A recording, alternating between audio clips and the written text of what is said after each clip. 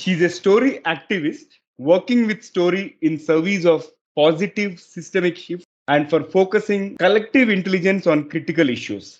She guides people to find and activate the story that will take them into a larger and more authentic future. With story as an ally, people become the visionary leaders, change makers, and paradigm shifters they want to be. They learn to trust themselves, and that makes them shine. They know story is our lens on the world and determines our agency. They have the knowledge and tools to change it for the better. She's an internationally recognized process host, building capacity for people to bring their stories to life and create change together with more than 25 years in practice. She loves to work with small and large systemic stories, holding keys for a more generative future. She's a steward of art of hosting, teaching participatory practice around the world, and co-creator of the collective story harvest methodology. Mary Alice Arthur is the author of 365 Alive. Find your voice, claim your story, live your brilliant life. And she also hosts the Story DOJO, an online community focused on the power and practice of story. She works with individuals, communities, and organizations around the world. You may visit her website www.getsoaring.com. In fact, we are going to publish this in the show notes as well. In today's episode, let's learn more about Mary Alice's journey in becoming a story activist and also an author and get her insights on storytelling. What a better way of learning about storytelling from a story activist who has been practicing this for 25 years. And I'm extremely thrilled. This is the Guiding Voice podcast series, TGV for a better future. This podcast is to help professional students, IT employees, and entrepreneurs to shape their careers. Folks, in case if you haven't rated our podcast or reviewed our podcast, request you to provide your rating and leave a candid review. Because every rating and review will motivate us to bring in more and more useful content to you. This is your host Naveen Samala, and I have about 18 years of rich and diverse experience in the field of information technology. In every episode, we interact with industry experts or thought leaders or academicians or coaches across the globe to drive some insightful conversations that will help each one of you learn some amazing stuff. Also, we share an interesting trivia or a fun fact towards the end. And you'll acquire more knowledge by tuning into TGV per every minute than any other podcast in this space. Thank you so much for tuning in. And today we are going to discuss a topic why storytelling is the difference that makes a difference. And we are pleased to have Mary Alice, part of TGV's journey in shaping the careers and lives of millions across the globe. Mary Alice, I'm extremely thrilled to have you part of TGV. Welcome to TGV. Thank you so much for your warm welcome. It's lovely. Pleasure having you here, and it's a kind of almost dream come true because when Pankaj mentioned about your various forums that you are part of and the kind of initiatives that you lead, I'm extremely thrilled, and I couldn't stop pinging you and immediately I reached out to you and thanks. We are speaking live. All Yeah. right. So, Mary Alice, can we talk very briefly about your career journey and top three things that have helped you so far? It's interesting to think about.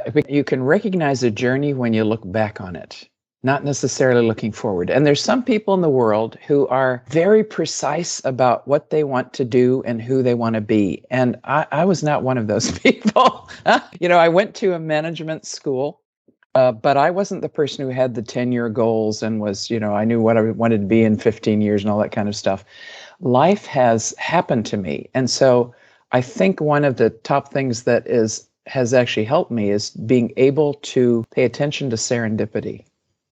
That may seem like a strange word, but this week I was talking to the former learning director of NASA, the space agency, and he said the intriguing thing about working with scientists is that if he looks back at some of the major achievements that organization has had, and there's been some big ones, and there's been some big failures too, that they've learned from. He said if he tracks all of those stories, most of them come down to magic moments, serendipity that was unexpected. And yet the scientists want to explain it like a logical journey, because that's what our rational brain wants to do. So if you pick up anybody's book about their life story, it sounds like a logical journey, but at the time, it actually was a myriad of tiny choices, all those stories they told to themselves. So being able to pay attention to what's presenting itself, I think, has been one of my key things that's helped me. Secondly, to realize I live in a story, and so I'm actually co-creating what's going on, even if I don't realize it in the moment. And I think the third thing is that I've really been attuned to relationship. So I do the kind of work that you don't buy off an advertisement. People have to have a measure of trust in what they want to do and who they want to do it with, and the idea that I might be the person they want to do it with. So there's something about relationship that's really important here too. Wow, very intriguing. I could relate completely with topic number one, or the first thing that you mentioned about paying attention to serendipity. In fact, the way this TGV has happened to us like 20 months ago, it's out of serendipity. And the way things are turning out, in fact, I and Sudhakar, my co-host, had an opportunity to speak to amazing people, which you never imagined, including you. Right. Yeah. Isn't that We fun? couldn't have Isn't it? Like absolutely. that idea of, hey, I could talk to anybody and life might change. Yeah. But part of that is following your intuition. I think intuition, and especially in these times that are challenging or strange, it's being able to keep that basis inside of yourself of the small voice, that not the one in the head that goes, who are you? What do you think you're doing? But the one that's going, hey, why don't you call so-and-so? So there have been times when I've contacted somebody and they've said to me, oh, I was just thinking about you. And I was like, my intuition is working, and to actually keep priming that. So women talk about intuition, men talk about gut feeling. And most of the decisions in business are actually made from gut feel, although we like to justify them with logic. That's not, if we made every decision from gut feeling, nobody would ever get married or fall in love with each other or be attracted to something or go traveling to another destination. We wouldn't do anything that was just spontaneous. But human beings are very oriented towards their feeling. In fact, I met a scientist once who said they were working on dense holograms. So that means, I don't know if you've seen Star Trek: The Next Generation or any of those kind of space movies where the advisor of the ship shows up as a hologram, kind of in a 3D form. Yeah. But we actually tune into the electromagnetic emanations of each other. And he said, we're working on the ability to have you be sitting in front of the screen as we are sitting, and we've not met each other in person, right? Yeah. But even though I say, I want to get a feel for Naveen, that's actually physically what we do, right? We get a feel by tuning into the electromagnetic emanations. And he said they were working on putting those into reality so that we could sit like this and feel each other. And I thought, I don't know if I should be happy or scared right now. Very interesting times. We are living in interesting times. All right.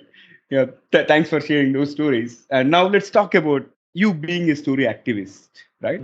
Would like to know from you, why does this storytelling have such an impact on people?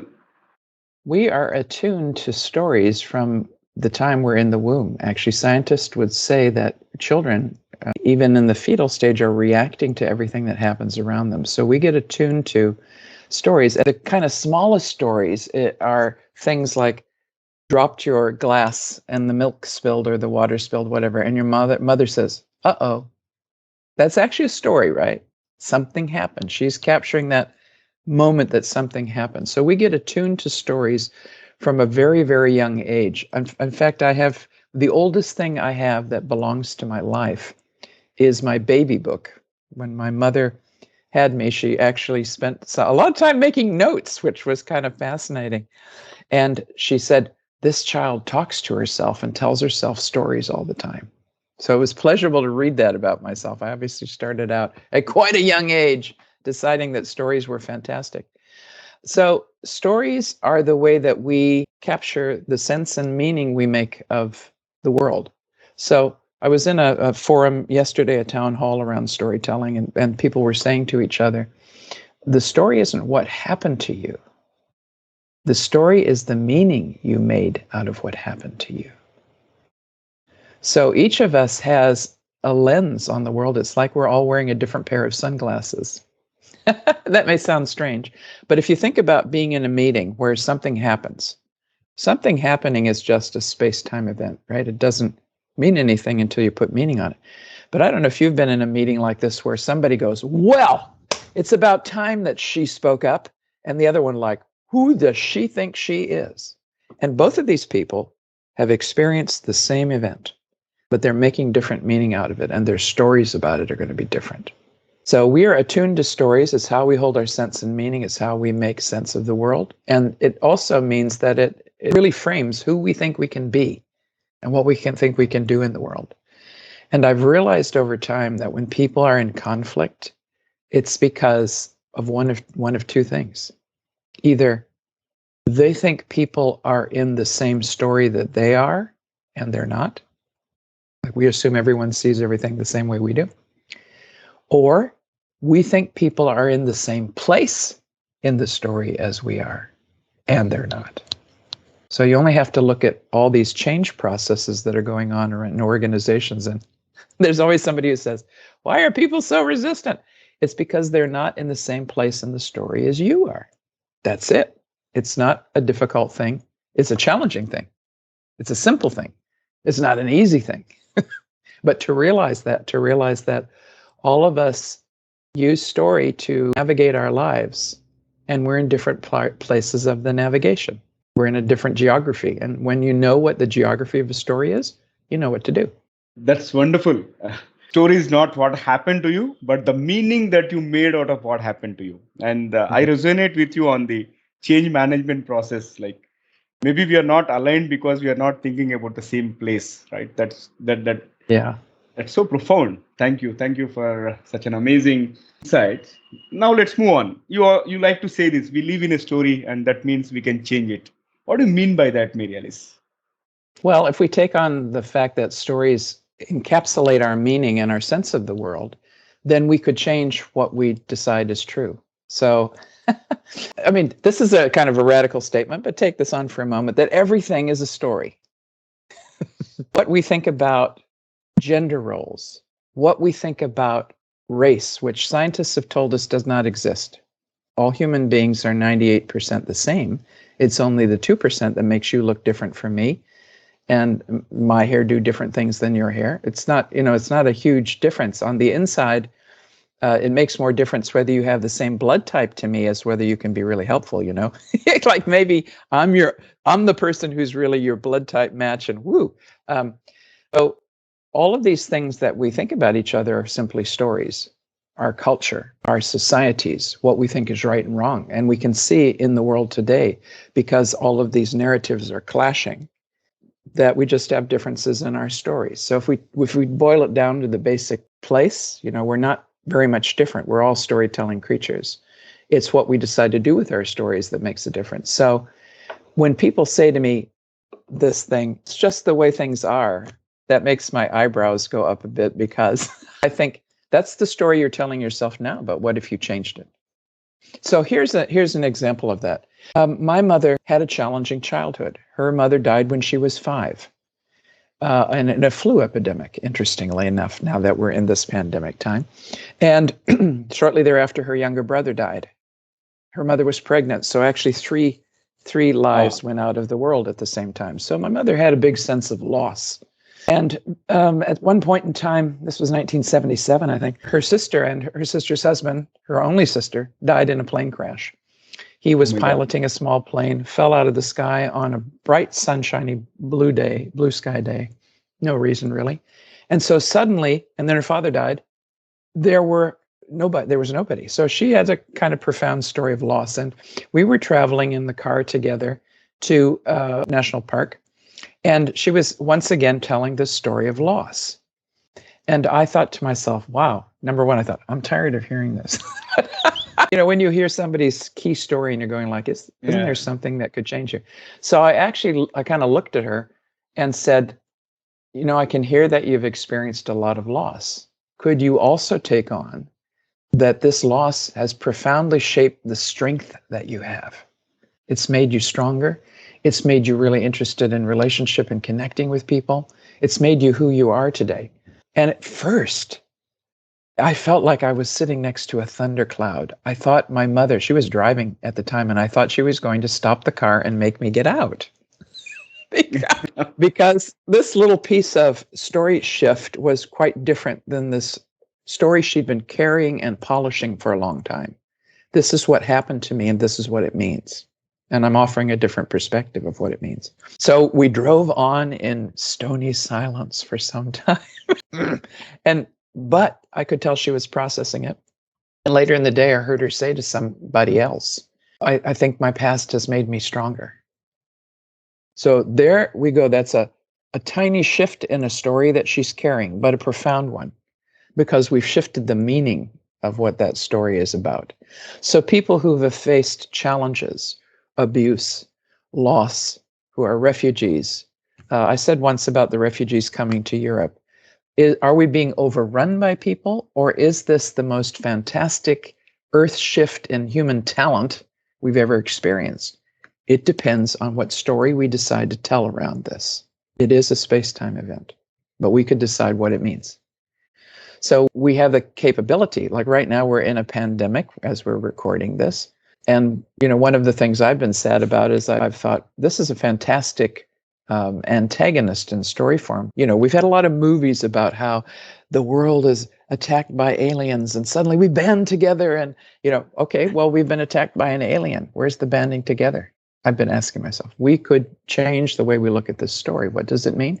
Maybe it means, hey, let me give you a big example of how we're all connected. This particular pandemic knows no boundaries. And the interesting thing is, for once in history, we are all in the same story together. Mm-hmm. Isn't that amazing? Mm-hmm. That's really amazing. Yeah. What a perspective. I completely loved what you mentioned. In fact, I think your mother must be very strong, right? She was able to refine the story and learn whatever has happened. And in fact, it is very sad to hear that, but she rose up to the challenge. Yeah. Thank you for sharing that story. Also, Mary Alice, I was going through some of your videos and I found this thing, like you keep saying this one, when you know your story, you can trust yourself. Why do you think it is important? There's a lot of, we go back to that meeting where everybody experienced the same thing, but people respond quite differently. Depending on the story I'm carrying about my life, I could be triggered at any moment by something happening. So perhaps I'm carrying a story about what a leader is, and maybe I have experienced a bully as a boss. So maybe when I think about manager, my story is kind of negative.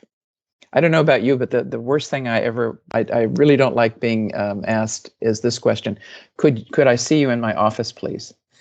Same here. Because suddenly my brain starts making up a big story. In fact, somebody said that to me, and I got a raise once. So it's like it's not all bad. But when I know what my own personal material is, when I know these are things that trigger me, or I have a story about this and I need to be careful not to be making an assumption onto another person, because we use our story lens to try to make sense of the world. So you might say, oh, here's a person called Mary Alice. I've met one of those before and she was, oh my goodness. So this one might be the same. Or people who wear glasses, or IT guys, or, whatever assumption. So you might say we're not stereotypers, we're actually storyotypers. We apply our stories to other people and a way to understand things. So the more I can understand about myself, the less triggered I am by somebody else, and the more I can be present and curious. I can be helpful. When I know more about myself, I know who I am. It gives me a rudder. That means I don't have to other people's assumptions don't hold sway over me because I know who I am. That allows me to be more curious about other people and let them be who they are. So, when people say, oh man, he's got such a big ego. Not really. That means if somebody's really trying to control other people, their ego is too small, actually. Because if it were healthy, they wouldn't have to control other people. They'd let them be who they are. So when I know my own story, it can be my ally. It's not. So if you can imagine, you're driving down the street and you go like, wow, this is not a street I wanted to drive down. How did I get here? And then you look down and you realize I'm in the passenger side of the car. Who's driving? Oh, the story is driving. Bugger. It's like either you're driving or the story's driving. The more aware you are of your own story, the less it's driving, the more you're in the driver's seat. If you're not aware of your story, then often it's driving you. Mm-hmm. So it's very important for us to know our story and then have a trust in yourself. Yeah, very profound. And especially right now when we're facing so much challenge, the question is not, how am I going to stand this? The question is, who do I decide to be in the face of this challenge? That's all about your story. Here comes my interesting question here. What are some other human powers that are close companions to the storytelling? Yeah, I often say storytelling is a human superpower. It's the thing that we do because it's interesting to think of yourself as a mammal or think of yourself as a herd animal. That's kind of not so fun, but that's actually what we are from a biological sense. The difference is that we tell stories, right?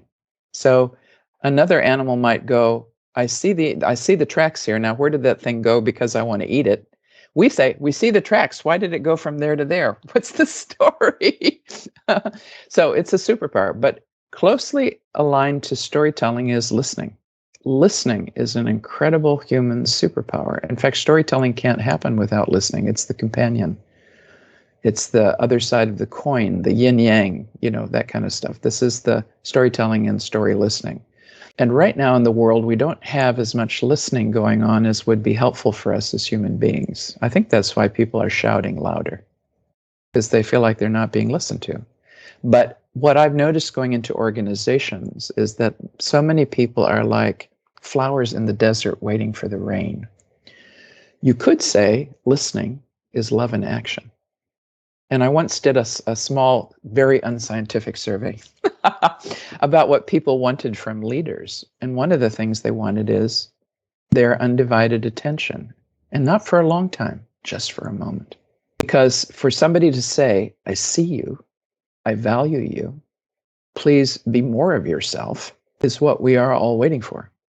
And when we have that, we blossom and we want to do even more. That's the key. So appreciation is one of the key ways that we can host somebody into their brilliance, actually.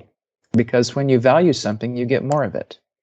So we have just met each other, but if I knew you well enough to say, Naveen, here's a story I want to tell you about yourself, you would feel incredibly different about yourself and about our relationship and about who we are to each other. So story makes connection, first of all. So that's why it's incredibly important. It makes connection.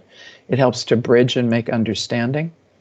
And listening is the way you can tell people you value them and you care about them, really listening to them. And so that makes the third one that I want to mention, questions, really important. If I listen to you and then I can ask you a question, I've listened to you. Because a question is a leadership capacity. Peter Singer was quoted some years back saying, the role of the leader now is not to have the answers, but to hold the space for a bigger question. And a question can fundamentally change your life. Has done for me a few times. So being able to ask a good question is a superpower. And I think, especially for IT people, right? Because people come and they say, okay, we want this. Here's the magic thing that's going to solve everything. But if nobody asks the questions, then you start building something that isn't useful. Most of the time, the failures have been because nobody asked the question. So these three superpowers, storytelling, because when you can tell a good story, if I think of myself as an IT person, if I can tell a good story about why we're doing something and how we're going to do it and what it's going to take, the other person has the understanding to go there with me instead of complaining all the time or raking me over the coals when something doesn't work. If I can tell a compelling story about why these processes are not linear, and they're not, they look like they're all over the place. When you map out creativity, it looks like a mess. When you write about it in a book afterwards, it looks like a straight line, right? That's only because we're using logic on it. But if I can tell a story about it, I can listen to them deeply enough that they feel engaged and part of something and know they can trust me and that I'll continue to ask the questions that are needed, maybe even the challenging ones, but those are good ones. And I can listen. All those things, put those three things together and you've got a powerhouse. That for me is what true leadership is about. Awesome. So listening with undivided attention, that will make you understand your own story and helps the leaders ask the right questions. That was a summary which I could interpret. Thank you. Thank you so much for that profound statement. Now let's talk about this story activism part of it. So what do you mean by this story activism and what are some of the practices that you follow? I got the concept of story activism from an actor, which sounds kind of strange. I lived in New Zealand for almost 30 years, and Cliff Curtis is a New Zealand actor. He's done a lot of work in Hollywood, but you wouldn't necessarily notice him because he's not often the lead of something. But he's often the bad guy, or he's a very good actor. But he said, I saw a little interview of him that said, people who tell stories are activists because a good story makes you want to do something. This is the power of story. It hits you in the head and the heart at the same time, and then it makes your hands want to do something. That's a good story. That's a compelling story. It'll make you want to take action. And I went, wow, okay, I'm a story activist. Bing, I had one of those epiphany moments. So 2 parts of that. Number 1, realizing that how story works, that it's working in us and around us and through us and between us all the time. It's like the chemical reaction in the background. When human beings get together, they trade stories. That's what they do. Like if your partner comes home from work, you say, honey, how was your day? You're probably not going to get, at 2:51, I did this. At 3:10, I did this. You're not going to get a laundry list. You're going to get a story, because that's how we converse with each other. It's all wrapped up like that. So knowing how story works is really important, and deciding to be conscious and aware of how it is working on you. So I have a friend who likes to say the most important real estate on the planet is what's between your ears.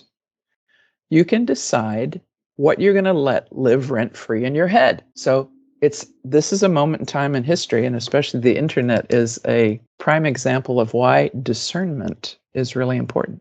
There's so much on the internet, so much information. Okay, how much of it is true and how much of it is valuable?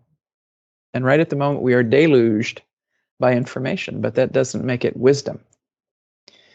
However, the oldest stories that we have as a humanity are still around because they have a kernel of wisdom in them. If you look at the Upanishads, you look at the Ramayana, you look at any of these old stories, they have wisdom in it, and they're still here because they have that kernel in it that attracts us. We know that there's truth in there in the guise of a story.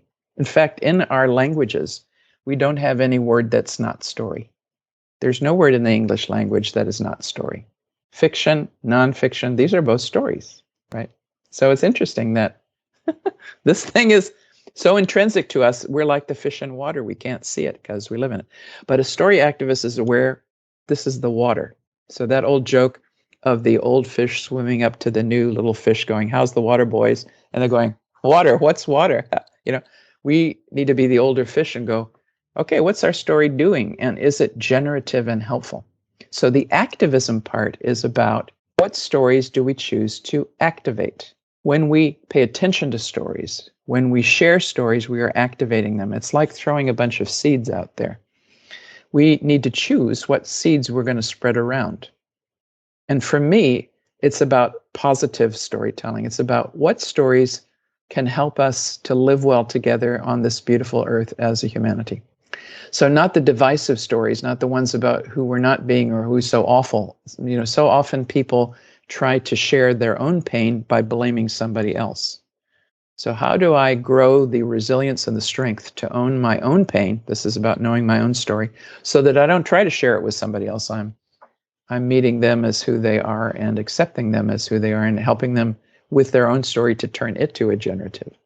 So story activism is about, how do I get conscious about and curious about stories? How do I learn some good story skills? How do I learn how to hold spaces where stories can be shared? What is mine to do? This question of, the capable person, everybody wants them to do something, but I need to make a choice in my life of what is actually mine to do. What stories have my name on them? What action has my name on it, and to go there and do that with the greatest love I possibly can. And then the second part of the 10 practices around story activism is all about, how do I find a team? How do I make sure, if I'm trying to help somebody, that their voice is there? So if it's about them, don't do it without them. There's a lot of activity around children or around older people or around marginalized people where we're making decisions about them, but we're not asking them what they want. I have a friend who is a story worker who does work with lots of disaster areas, and he was in Japan shortly after the triple disaster. And he said what he learned from that experience, the key question is not what do you need for someone who's been in a challenge or a trauma. The key question is, what do you have? Because when you ask somebody what you have, that makes them an agent in their own transformation to the next part of their life instead of a victim of what just happened. So, like these stories are, I heard a journalist say that too. She said, I was in front of a woman who was homeless, and I realized, because she started to resist me, that my questions were all about what a victim she was, and she refused to be a victim. And she said, I learned something profound in that moment about what kind of stories I had decided to tell as a journalist, and I changed what I was doing. It's interesting. Eye-opening conversation, and it was very mesmerizing to me. So, Mary Alice, this has been fabulous, and let's add some spice to the episode. I would like to ask you a few interesting rapid fire questions so that our audience get to know other side of you. Are you okay for a quick rapid fire round? Sure. All right. So let me fire the first bullet. Given a chance to time travel, would you travel to past or future? Well, I'm a Gemini, so I would have to say both. When people in the past have asked me, would you like cream or yogurt with that? I would usually say yes. So I think it would be, I have a sense, I don't know, my deep sense is, hey, it's all going to work out. Like we could learn to love each other. So I'd like to go to the future and see if my idea is right. And there are some people in the past I think would be wonderful to catch up with, some of the great storytellers of all time. Wouldn't it be wonderful to sit at their feet for a moment and hear them? So I think there's no or here, it's an and. That's awesome. All right, let me move on to my next one. What would you do if you won a $1 billion lottery? Ooh, one of the first things I'd do, I think I'd start a foundation. I'm part of the Art of Hosting Network, which is all about how do you host and harvest conversations that matter. And it's really attuned to the idea anybody can host a conversation, and conversations are our medium of transformation. That's how we make change, by talking to each other. So if I had lots of money, I think I would invite as many people as possible to learn how to do that. And I think I learned through the story of Denmark going bankrupt in 1813. So this is a big story I've studied, because that moment in history made the golden age for Denmark. It made the time of Hans Christian Andersen and the philosophers Søren Kierkegaard and things like that. And I learned from that story a concept called Trojan mice. So Trojan mice means, in the story of Denmark, Denmark was the first country in the world to create universal schooling for both boys and girls. And they did that after having no money. The king said, we might be poor, but we don't have to be stupid as well. Which is, I think, kind of wise. And so the teachers that they trained kind of kept in touch with each other, and they became like the first networked organization. And they fundamentally transformed the future of Denmark from being bankrupt to the country it is today. And so we know what a Trojan horse is. That's out of the Trojan War stories in Greece. And it's a huge thing. You can see it. It's right there. There's a bunch of guys in there. They're going to pop out later on.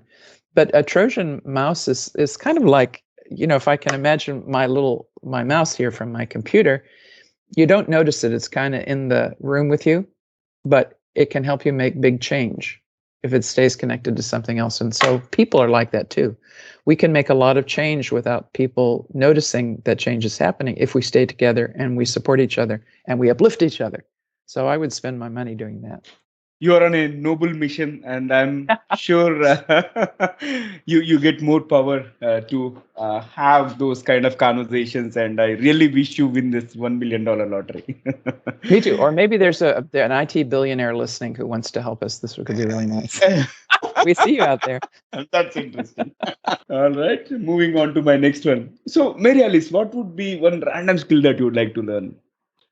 That is an interesting. I have a lot of colleagues who are graphic facilitators. Their ability to draw something and capture the story in their drawing is so magnificent. And I like doodling with my colored pencils and things like that. But I think I would, if I could learn how to do that kind of thing, because I think stories and images have been the human capacity for a long time. If you look at the paintings on cave walls and you look at art is so fantastic. So any kind of art, because art is storytelling in a different form, I would do it. In the Matrix, when they say, okay, it's the red pill or the blue pill, if you said to me, the red pill was all the physical prowess in the world. You could be a great acrobat. You could be a great gymnast. You could be a magnificent dancer, whatever. And or you could be hip hop, you could whatever. And the other one is the blue pill is about all the languages in the world. I would take the blue pill every time, because to be able to know the depth of all the languages would be my love, because there's a beauty in every language that is unique and remarkable and captures something. Like there's an amazing set of words in Lithuanian. One of them is bičiulis, and bičiulis is the art of sharing bees.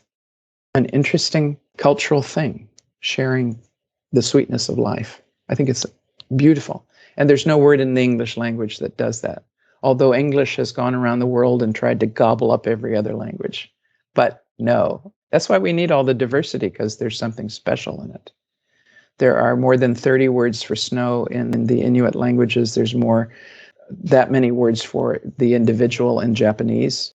Different ways to look at that. I'm sure Hindi and all the other languages have amazing things to share. So besides doodling, I'd like to have all the languages. Thank you. Can you make that happen? I'd like that a lot. I can only wish on behalf of you. Oh, thank you. If I ever get into the Matrix, that will be my wish. I'm loving every bit of it. In fact, I think I have a lot of homework, because I would like to acquire as much information as you have acquired. It is really fascinating to see all the topics, the gamut of topics that you're covering, right? Because I think you have acquired a lot of wisdom, and truly loving every bit of it. Now, let me move on to my next question. What is the funniest moment in your life so far? Interestingly enough, I can't think of a funniest moment, but here's my hot tip to people. If it feels really hard for you at any moment in time, hang on to the idea that eventually this will make a very good story. That's what I do. If I'm remembering the moment, why did I decide to do this? I go, this is going to make a good story eventually. So I was in Zimbabwe in the 90s. This was a time when the border was quite strictly controlled, and if you had any money, you had to leave it in Zimbabwe if you went over the border for a moment. So, I was at it. I don't know why I decided. Oh, let's have another stamp in my passport or something. So I walked into the neighboring country, and I found myself in this kind of piece of no man's land, incredibly hot. I was at the falls on the river there, the place where Zimbabweans call the Zambezi River the smoke that thundered. It's amazing looking. And I don't know why I didn't stay at the falls where all the water was, but I walked over the border, leaving all my money there. And it was so hot and it was so dreadful. And I finally went, what are you doing? And I turned around to go back when suddenly I heard behind myself, Madam. Uh-oh. So I start walking faster. I'm trying to walk faster. Madam, behind me, like this. And suddenly these two guys come up on either side of me. And one of them is carrying a carving of a giraffe that is taller than me, and I'm almost 6 feet tall, so it was like big, 7 foot. Madam, and what they asked me to do is like, can you please help us get over the border with our carving so we can make some money? So I was like, you're asking me to traffic, but I went, okay. I said, as long as I don't have to touch it, you can come with me. So we went over the border. I trafficked a giraffe over the border. When we got over the border, they went their separate ways, and I went my way. But so it turns out to be a funny story. But at the time, it was like, I can't believe I'm doing this. But I can imagine. I think what responded in me is, these are people who need my help, and I can do this. So okay, it's funny now. It was not funny at the time. Great. All right. So let me move on to my last bullet out of the rapid fire. What is one electronic gadget or tool that you'd like to see, Mary Alice? Here's an interesting thing I learned from a story point of view is that it used to be what they call the Jules Verne effect. So Jules Verne wrote many fantasy novels where the readers were so enthused with the concepts he invented, they started to create those. And now they call it the Star Trek effect. So the kind of things you see on Star Trek and those kind of movies, young people around the world will make those happen. But what I love in the Avenger movies is when Tony Stark pulls up the screen and they can go through, make the screen move and stuff, and it just appears like a hologram in front of you. I was like, I want one of those. So you guys out there listening, I'm sure you can do this. You have the talent. I want to have one of those kind of screens where I can pull up my screen anywhere in front of me in the air and do the work. It's great to imagine. In fact, Yeah. probably that might come alive as well in next decade or so. Do you know when I saw what was the movie? It was a movie that had Tom Cruise in it, The Minority Report. It was called Minority Uh-huh. Report.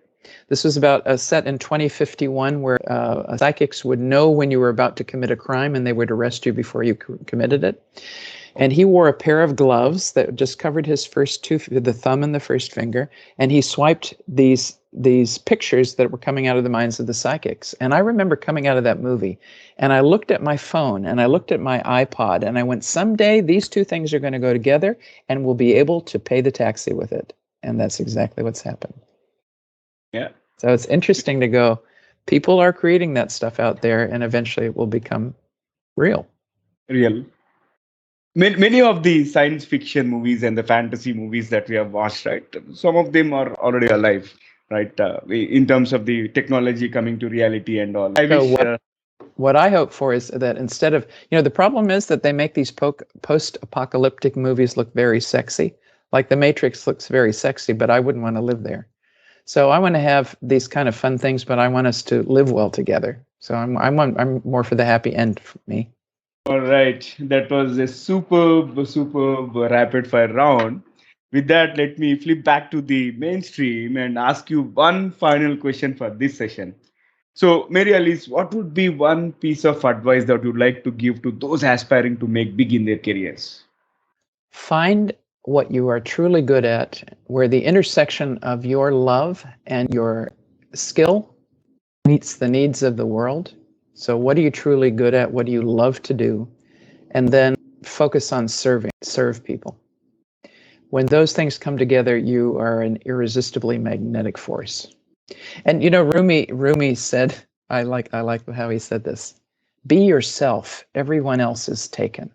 This is not about aspiring to be somebody else. This is about aspiring to be the best you can be. And you know what? The world needs you. We need you. We don't need some carbon copy of somebody else. We need you to be who you were here to be, and to be the best of that you can possibly be. We're waiting for you, and I'm at your back. Very inspiring thoughts, and I thoroughly enjoyed the conversation. So, Mary Alice, thank you so much for being part of our journey, and it was a real pleasure hosting you on TGV. Thank you for being part of our journey in shaping the careers and lives of millions across the globe. Thank you so much. It's been wonderful. All right. So, pleasure hosting you. So, folks, before we move into the trivia section, here is a small request to all of you. If you have loved this episode and found it useful, request you to share with at least 3 of your friends or colleagues who can benefit from TGV. And not only that, we would like to hear from you on what kind of topics that you would like to cover us in future episodes. So you may drop us a note at our email address, the guiding voice for you at gmail.com, or you may reach out to us on various social media platforms. So thank you so much in advance. All right. So it brings us to the trivia segment of today's episode.